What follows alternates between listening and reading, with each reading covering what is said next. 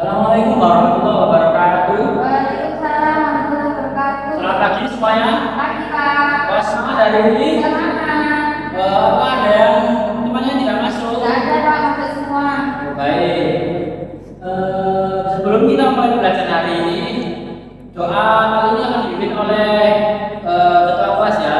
Ketua kelasnya siapa di sini? Saya. Silakan. Bapak Ilham. Amin. Oke, anak kemarin ada yang masih ingat? Kemarin bahas apa? Wudu. Salah, bukan. Salah. Sholat. Ya, sholat. Oke, baik. Ada yang tahu sholat itu apa? Ibadah yang harus dilakukan wajib. Nah, ya, baik. Pertama. Oke, kali ini Bapak sebelumnya membahas tentang tahara ya. Nah, Iya Pak. oke, untuk pengertian tahara sendiri, tahara artinya bersuci atau bersih. Nah, tahara itu terbagi menjadi dua. Yang pertama ada tahara dari najis, yaitu apa? Tahara itu kan menyebabkan pakaian dan tempat. Cara menyucikannya cukup dibersihkan dengan air mineral atau air yang suci atau menyucikan, membasuh benda yang terkena najis atau dengan berwudu. Yang kedua adalah tahara dari hadas. Nah, itu berlaku untuk badan. Caranya sama, menyucikan yaitu dengan mandi. Lalu berikutnya ada pengertian najis. Ada yang tahu najis itu apa? Najis sesuatu yang dianggap kotor, yang menempel di badan atau benda. Ya, bagus. Nah, najis itu dibagi menjadi tiga. Ada najis berat, mughalladzah, lalu ada najis sedang, nawasithah, dan najis ringan, khafafah. Nah, najis berat itu cara menyucikannya yaitu dicuci 7 kali dengan air mineral. Salah satunya dicampur dengan tanah atau debu. Contohnya tubuh kita yang terkena air liur anjing. Lalu najis sedang dicucikan dengan cara membasuh menggunakan air mineral sampai hilang bau dan warnanya. Contoh darah dan kotoran. Lalu selanjutnya ada najis ringan khafafah, dicucikan dengan bersihkan air di area yang terkena najis. Contohnya air kecil bayi yang belum makan apa-apa selain air susunya ibunya saja. Lalu pengertian hadas. Hadas artinya kejadian-kejadian tertentu pada diri seseorang atau keadaan yang menghalangi sahnya ibadah yang dilakukan. Hadas dibagi menjadi dua, hadas kecil dan hadas besar. Hadas kecil, cara menghilangkannya yaitu dengan berwudu. Contohnya kentut atau bersentuhan kulit dengan antara laki dan perempuan yang bukan mahram sehingga membatalkan wudunya. Lalu ada hadas besar, cara menyucikannya yaitu dengan mandi wajib. Contohnya yaitu seorang yang mengalami haid, nifas, wiladah, istihadah dan meninggal dunia. Lalu bab berikutnya akan diterangkan kepada teman saya. Oke, baik untuk anak-anak yang selanjutnya ya, karena di materi sebelumnya kita sudah menjelaskan tentang apa itu toharo. Di sini Ibu Guru akan menjelaskan dari macam-macam toharo itu sendiri. Yang pertama di sini ada di wudu. Wudu itu sendiri kita juga ada rukun wudu ya, macam-macam rukun wudu. Yang pertama ada niat, yang kedua membasuh muka, yang ketiga membasuh kedua tangan hingga sampai di siku. Yang selanjutnya membasuh sebagian rambut kepala. Selanjutnya kita bisa membasuh kaki dan yang terakhir harus dilakukan dengan tertib. Untuk tertib sendiri yaitu kita mendahulukan anggota tubuh dari kanan, baru kita yang ke bagian kiri. Oke, selain macam-macam wudu, yang selanjutnya adalah kita sebelum wudu pasti melakukan niat dulu ya. Yang pertama bisa dibaca bareng-bareng ya untuk niat wudunya, yaitu nama ini. Al-du'a lil hadatsil asghari fardhon lillahi ta'ala. Yang artinya sendiri yaitu saya niat berwudu untuk menghilangkan hadas kecil ya, fardu atau wajib karena Allah Ta'ala. Setelah wudu kita pasti ada doa setelah wudu, kita baca bareng-bareng juga ya. Asyhadu an la ilaha illallah wa asyhadu anna Muhammadan abduhu wa rasuluh. Allahumma ij'alni minat tawwabin waj'alni minal mutahhirin waj'alni min ibadika sholihin. Oke, baik, Ibu harap semuanya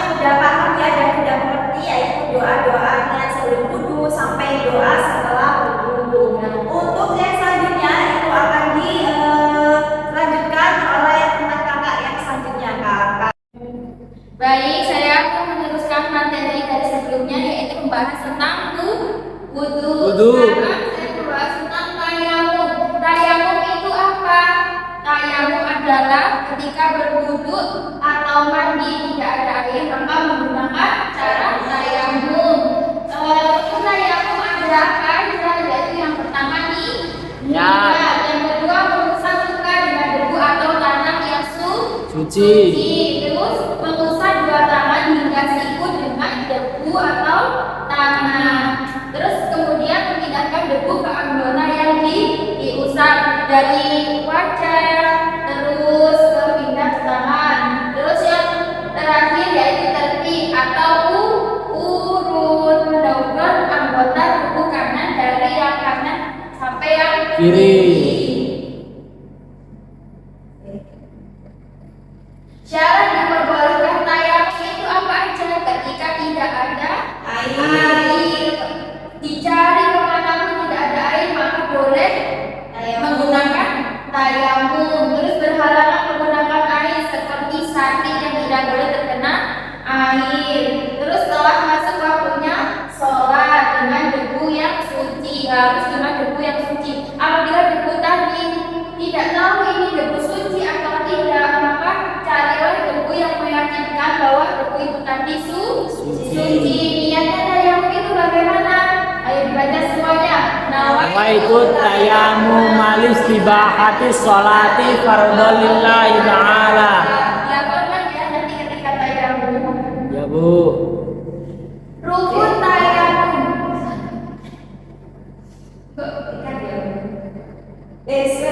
Ya ini tetap selanjutnya. Oke, nanti untuk bahasa selanjutnya sudah paham semuanya kan? Jangan lupa itu ketika syarat-syaratnya atau urutannya itu harus hafal ya. Oke, baik, nanti akan diteruskan oleh Bapak berikutnya. Baik, saya lanjut untuk mandi wajib. Yaitu mandi wajib ada 5 bagian yang harus kita lakukan. Yaitu yang pertama, keluarnya mani karena ini berasa, ya, baik disengaja maupun tidak disengaja, ini harus wajib mandi besar atau mandi wajib. Yang kedua adalah meninggal, bukan karena mati syahid ya. Untuk mati syahid itu jasadnya suci, jadi tidak perlu kita mandikan, langsung kita makamkan. Ya. Dan selanjutnya yaitu adalah haid, nifas, sulata, dan istirahat bagian berubah. Kemudian setelah itu orang kafir yang masuk Islam ya. Ada orang kafir yang masuk Islam kita wajib mandi besar. Yang terakhir itu ada berhubungan suami istri ya. Mohon maaf untuk berhubungan suami istri meskipun tidak keluar mandi tapi sudah alat masuk wajib mandi besar.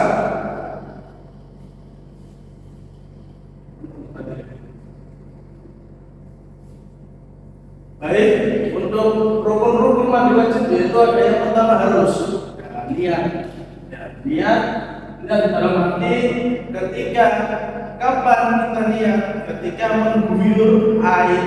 Ya, ketika mengguyur air.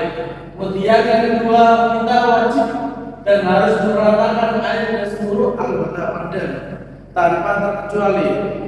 Hati-hati di sini ada sela-sela yang terkadang tidak terkena air.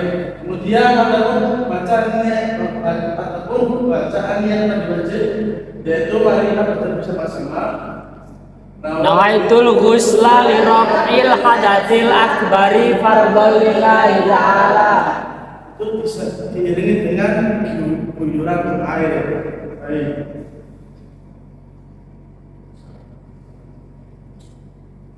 Baik, ada pun syarat-syaratnya, yaitu yang pertama Islam, yang kedua mumayyiz atau bisa membedakan yang benar atau yang salah.